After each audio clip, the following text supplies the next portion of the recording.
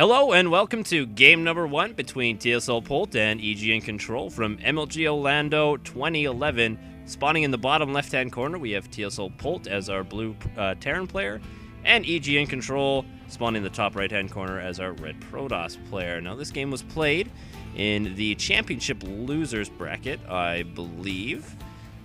Polt going on an amazing run. I believe he's gone through, like, at this point in the tournament, about 16 wins in a row or something like that, doing extremely, extremely well coming through the open bracket, and just, pretty much just plowing his way through opponents. It's pretty much not even fair to everyone else. Of course, if you guys aren't familiar with TSLPolt, he plays on the team TSL, obviously, the SCV Life. They are from Korea, and he is therefore Korean, although obviously if you play for a Korean team, doesn't necessarily mean you're Korean, but it's almost assumed at sometimes. So I can assure you that Polt is a really, really solid player. One of the reasons I'm casting this game is because Polt actually didn't get much attention. Actually, I don't think he got streamed at all during his incredible run through the open brackets. So now we're going to be able to give you a chance to see what he kind of does here and what his playstyle is, and I'm really, really excited to bring you these games, because Polt is such a solid player, and I love watching his stream and stuff like that. So right now we actually see Polt building his barracks as well as his refinery at pretty normal times. iNcontroL getting his assimilator up as well as a gateway. Pretty standard things so far right now. Polt not electing to scout quite yet. iNcontroL, of course, moving his probe out to scout Polt's base, and he's going to see basically, pretty standard. Don't really know too much about what you're doing. He's not going for a 1-rack fast expand. That's really the only information you can take away from this at this point, but just by seeing that gas. So we'll see what iNcontrol's reaction is here now. Polt, I think one thing from what I've seen through his stream, he likes to wall off with just depots, not using that barracks as a wall in. I think using that barracks as a wall gives you a little bit less mobility, if that makes sense, because you have to lift up the barracks. You kind of create choke points. Doesn't create channel points, but choke points for each of Marines on each side. And of course, the not popular, but the Void Ray Stalker kind of pressure like that will take advantage of not having a completely wall-less wall, because the supply depots can lower it, if that makes any sense. I don't know if it really does. So iNcontroL actually stealing the gas of Polt. This actually kind of leads me to believe that he kind of wants to delay tech as much as he can. The inclination is that because obviously gas leads to tech, and mainly, and really what Protoss are kind of scared from Terran is going to be the 1-1-1. Now, with the 1-1-1, you're going to get a reactor on your barracks, which actually Polt is doing right now, and you're going to be getting your factory at the same time. Now, iNcontrol's response to this, if Polt is going 1-1, and if iNcontroL actually finds this, he's going to go with a one gate run robotics. So basically, iNcontroL, by throwing down this robotics facility, is telling me that he's going to play more reactive to Polt. So Polt's going to be dictating the flow of the game, per se, and iNcontrol's going to try and react, and based on iNcontrol's experience, he'll think of the best way to deal with what Polt is doing here. So Polt, we can see now with the starport, of course, completing the 1-1-1. And 1-1-1 obviously standing for 1 barracks, 1 factory, and 1 starport. Polt adding on a 2nd barracks now for a little more oomph with those Marines, get a little more DPS into there. Also taking his 2nd geyser.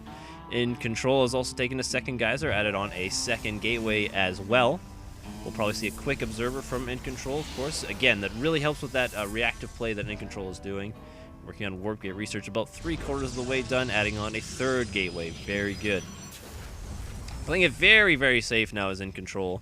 Really wants to make sure, that he's not being too greedy, like say with like a 1 gate fast expand. Pardon me. Seeing a Banshee now from TSLPolt.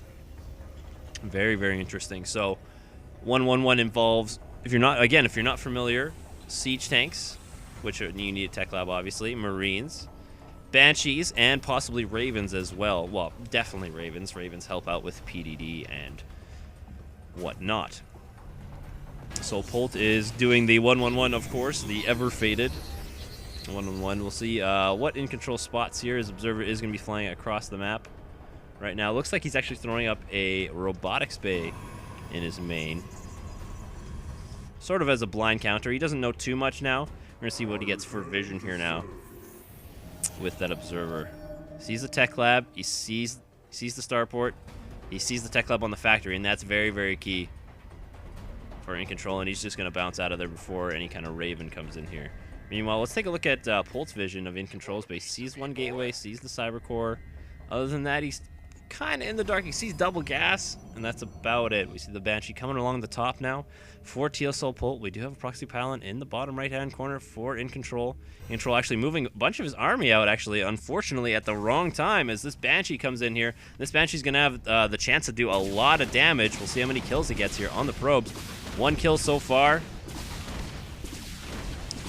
2 kills. The Stalker going to work. Of course, this Banshee does not have cloak. iNcontroL doesn't really know that, but he does because he saw with his observer that the tech lab wasn't researching anything, so he should know this shouldn't really have cloak, so he didn't really need to pull his observer back, but he does anyway just to be safe because, of course, you never do quite know. Polt trying to do a little bit more work with that Banshee, but with those Stalkers, they're really not going to get anything done too much at all. 6 kills on that Banshee, though. Done really good job so far occupying iNcontroL and not letting him put any pressure on Polt, and Polt's just sitting back right now, getting siege mode, just getting ready to move out. And actually, with those supply depots going down, speaking of moving out, looks like he may in fact do that as well, while sending that Banshee to go harass iNcontroL even more so. Looks like iNcontroL wants to grab hold of that watchtower and see what's coming.